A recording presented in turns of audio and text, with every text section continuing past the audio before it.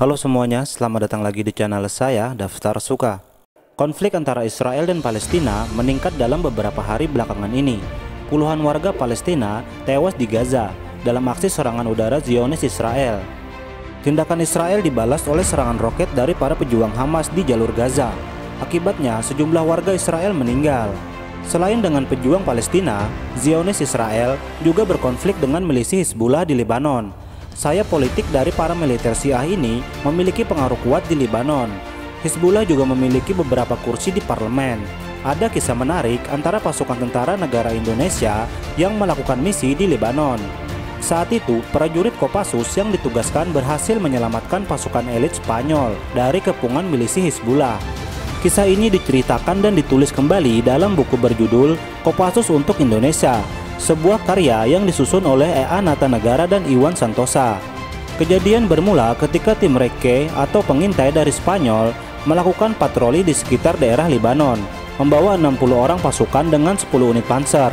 Di tengah perjalanan, mereka melihat sebuah kabel di saluran air. Kabel yang diduga merupakan aliran komunikasi milisi Hizbullah ini, barang itu pun difoto sebagai barang bukti untuk dilaporkan kepada komandan mereka. Sayangnya, kegiatan tersebut diketahui oleh anggota milisi Hizbullah. Mereka pun dikejar, kemudian dikepung oleh pasukan milisi Hizbullah dengan senjata lengkap, menggunakan motor trail dan membawa senjata AK-47 serta roket anti-tank.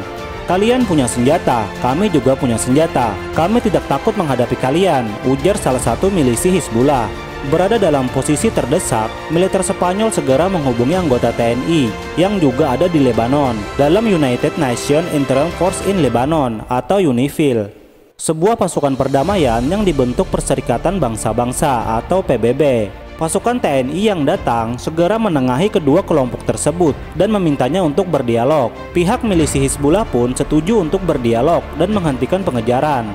Pada akhirnya, pasukan milisi Hizbullah setuju untuk berdamai dan menghindari konflik. Mereka hanya meminta memory card yang digunakan pasukan Spanyol diberikan kepadanya.